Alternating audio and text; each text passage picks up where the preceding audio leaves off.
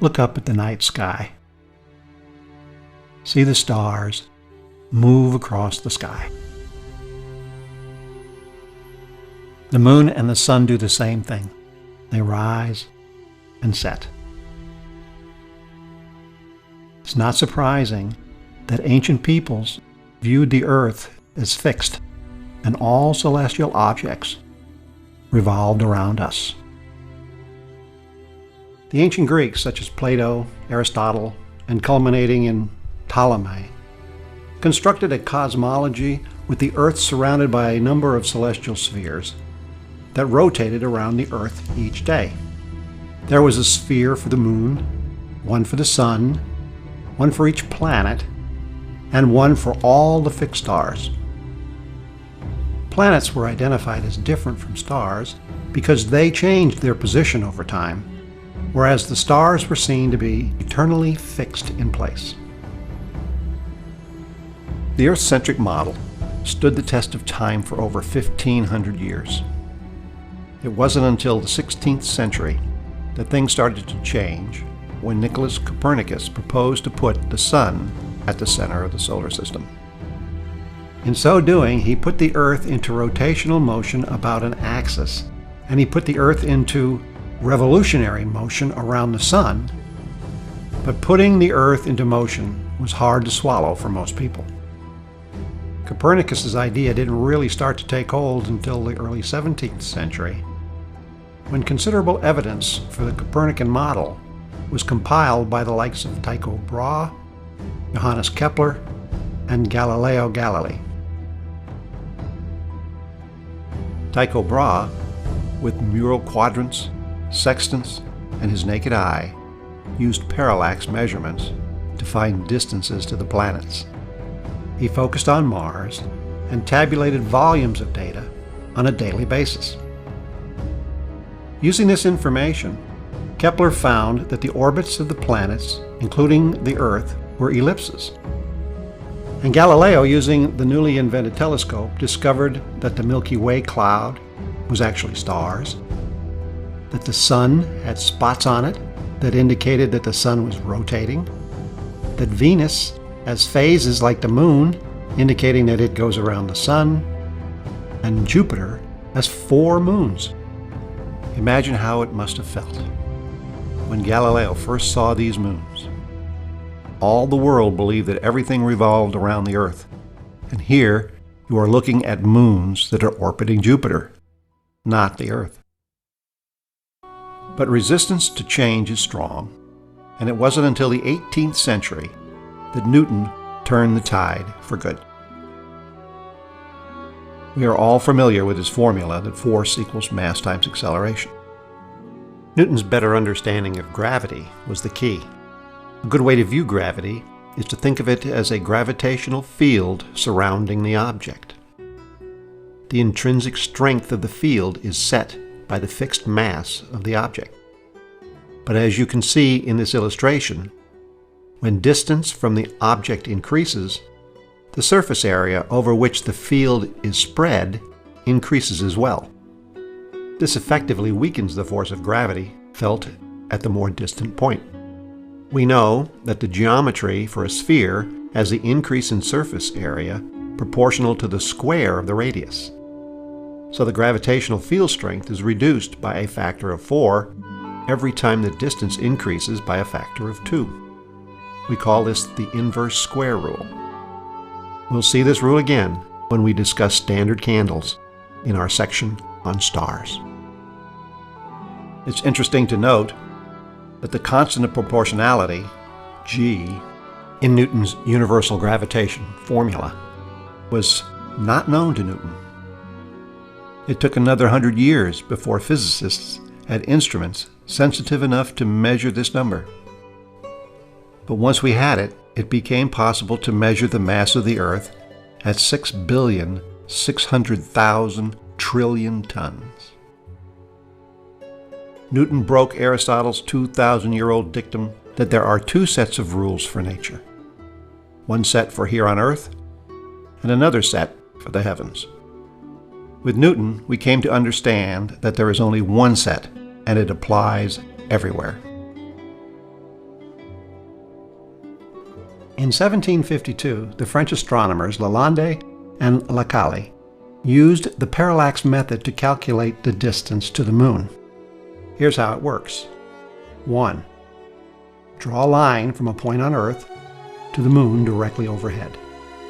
2. Extend this line to a distant star. 3. From a measured distance across the Earth, draw another line to the distant star, and another one to the Moon. Measure the angle between these two lines. In our example, it's approximately 1 degree. This is the parallax. Note that this line to the Moon crosses two parallel lines drawn out to the distant star. From simple geometry, we know that the parallax angle theta is also the angle between the two lines at the Moon. Now we have all the angles of the Earth-Moon triangle, and we know the length of one side. Simple geometry gives us the rest. Our parallax calculation gives us 226,467 miles to the Moon. Of course, the Moon travels in an elliptical orbit around the Earth, so its distance varies. Here's how different full moons look between the closest and furthest points. An interesting note on distance is that once you know the distance, there are a number of other things we can learn about an object. For example, given the distance r and the angular displacement of the object in the sky, we can calculate its size. Here we see the Moon's diameter is 2,174 miles.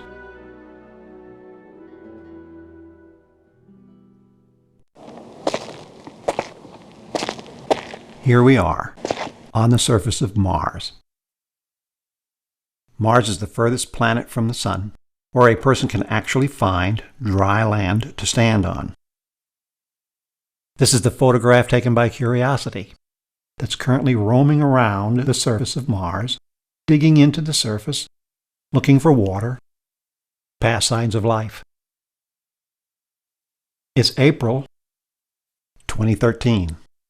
About midday, and the temperature is just about freezing.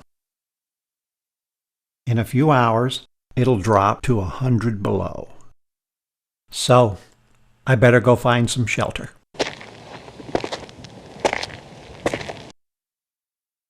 Given the orbits of Mars and the Earth are ellipses, and their total velocities are different, the distance between the two can vary from 34 to 250 million miles. Back in 2003, the two planets reached a near minimum distance of 35 million miles. The last time that they were that close was over 50,000 years ago. Rather than list all the ranges of distances between the Earth and the various planets, a good way to report planetary distance is to use an average distance from the Sun. For Mars, it's 142 million miles. Mercury, a hot cratered rock, not much bigger than the Moon, is only 36 million miles from the Sun. Venus, with its sulfuric acid atmosphere and surface temperatures that can melt lead, is 67 million miles from the Sun.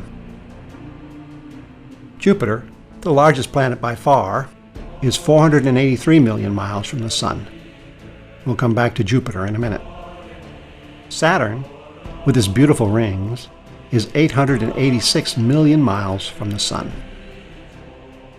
Uranus, with its extremely cold hydrogen and helium atmosphere, is 1.78 billion miles from the Sun. Neptune, a veritable twin of Uranus, is the furthest planet from the Sun at 2.79 billion miles. Pluto, as with other dwarf planets, is in the Kuiper Belt, at 3.66 billion miles from the Sun. Let's take a closer look at Jupiter. It is the giant solar system vacuum cleaner, eating up the Sun's early debris to become larger than all the rest of the planets combined. An example of this was the comet Shoemaker-Levy colliding with Jupiter in 1994. The first impact occurred on July 16th, when fragment A of the nucleus entered Jupiter's southern hemisphere at a speed of 37 miles per second. Instruments on the nearby Galileo spacecraft detected a fireball plume that reached a height of almost 2,000 miles. Remember that our atmosphere extends only a few hundred miles above us. Over the next 6 days, 21 distinct impacts were observed, and the largest coming on July 18th. This impact created a giant dark spot over 7,500 miles across. The whole Earth could fit into the mark. The Jupiter-Sun gravitational system sets up an interesting phenomena called Lagrange Points. In 1772, French mathematician Louis Lagrange discovered 5 points around orbiting objects where gravitational and centripetal forces cancel themselves out. Lagrange claimed that small objects could orbit these Lagrange points. 134 years later, 4 such minor planets were found around Jupiter's L4 and L5 points. Take a look at the asteroid belt, and you can see swarms of asteroids in the L4 and L5 points for Jupiter. In L4, these are called Trojan asteroids. In L5, they're called Greeks. In 2010, we discovered a Trojan asteroid orbiting Earth's L4 point, 60 degrees ahead of Earth, called 2010 Tk7. Here we see an animation of 2010 Tk7's orbit. The clock at the upper left shows how the orbit changes over time. Over the next 10,000 years, it will not approach Earth any closer than 12.4 million miles. That's 50 times further away than the Moon. Our space program takes advantage of these points when we position satellites to observe the Sun. We'll cover this a bit more in our section on the heliosphere.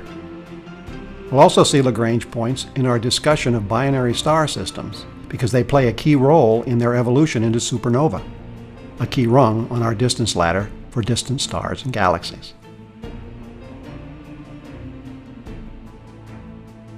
The Kuiper Belt is a region of the solar system beyond the planets, extending from the orbit of Neptune to 5.1 billion miles from the Sun. It is similar to the asteroid belt, although it is far larger, 20 times as wide and 20 to 200 times as massive. The Sun is the final object we'll cover. It defines the entire solar system, but figuring out how far away it is difficult.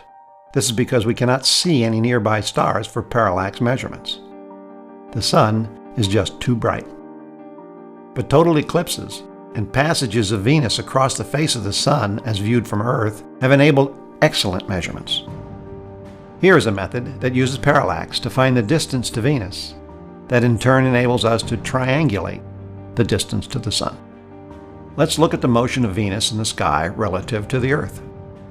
As Venus orbits the Sun, it gets further away from the Sun in the sky, reaches a maximum separation from the Sun, corresponding to the greatest elongation, and then starts going towards the Sun again. Now, by making observations of Venus in the sky, one can determine the point of greatest elongation.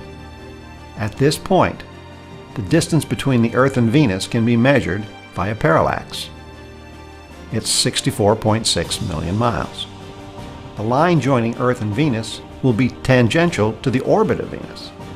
Therefore, a line from Venus to the Sun at this point of greatest elongation is 90 degrees from the line between Earth and Venus. Drawing the line between the Earth and the Sun fills out the triangle. We call the length of this line that represents the distance between the Earth and the Sun an astronomical unit, or AU for short. The angle at the Earth is easily measured. It's 46 degrees. Now, using trigonometry, one can determine the distance, AU. It's 93 million miles. Once the distance between the Earth and Sun is known, one can calculate a number of other parameters. We know that the Sun subtends an angle of just over 1/2 of a degree. As we did with the Moon, we can calculate the diameter of the Sun at 860,000 miles, the surface area at 2.3 trillion square miles, and the volume at 330,000 trillion cubic miles.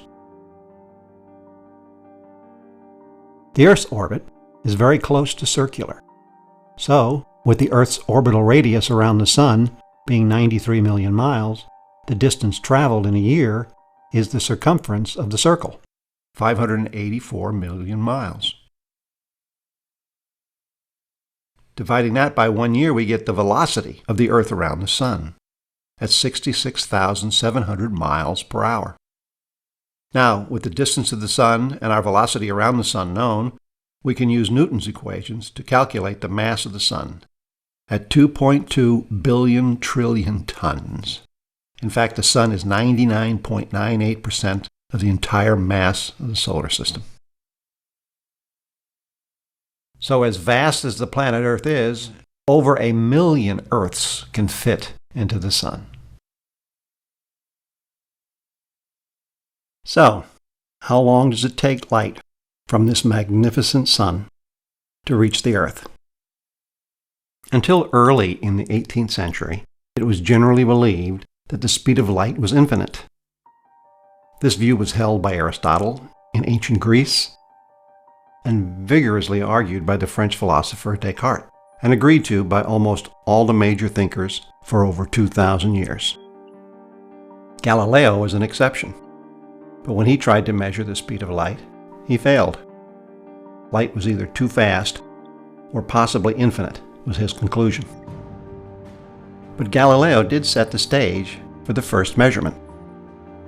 After he discovered the first 4 moons of Jupiter, he suggested that the eclipse of the moon Io would make a good celestial clock that navigators could use to help determine their location.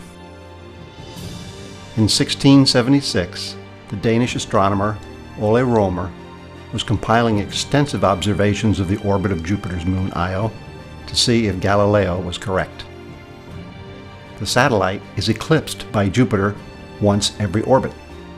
Timing these eclipses over many years, Romer noticed something peculiar. The time interval between successive eclipses became steadily shorter as the Earth in its orbit moved towards Jupiter, and became steadily longer as the Earth moved away from Jupiter. In a brilliant insight, he realized that the time difference must be due to the finite speed of light. That is, light from the Jupiter system has to travel further to reach the Earth when the two planets are on opposite sides of the Sun than when they are closer together. Using what he knew about planetary orbits from Kepler, he estimated that light required 22 minutes to cross the diameter of the Earth's orbit. The speed of light could then be found by dividing the diameter of the Earth's orbit by the time difference. The actual math was done by others after Romer's death in the early 1700s. Those who did the first arithmetic found a value for the speed of light to be 141,000 miles per second. Not too bad for the instruments of the 18th century. The modern value is 186,000 miles per second, as determined by bouncing laser light off the moon. So to answer our question about how long it takes light from the Sun to reach the Earth, we simply divide the 93 million miles to the Sun by 186,000 miles per second to get 8.3 minutes. In this segment, we built the second rung of our distance ladder, parallax. We can now use the diameter of the orbit of the Earth around the Sun as our baseline, 186 million miles. Combined with direct measurement and geometry from the first rung, we are set to measure distances to the stars. But first, we'll close out our chapter on the solar system by taking a look at the heliosphere.